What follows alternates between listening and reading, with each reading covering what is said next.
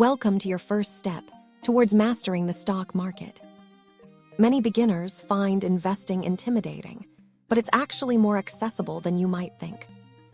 Understanding the basics is the key to building long-term wealth and financial security. Let's demystify the world of stocks and shares together.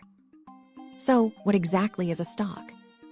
When you buy a stock, you are purchasing a small ownership stake in a publicly traded company. Think of it like owning a tiny slice of your favorite businesses. As the company grows and becomes more profitable, the value of your share can increase. This is the fundamental principle behind stock market investing. Starting your investment journey is simpler than ever. You'll need to open a brokerage account, which acts as your gateway to the markets. Always remember to do your research, diversify your portfolio to spread risk, and think long-term. Patience and consistency are your best allies in this exciting financial adventure.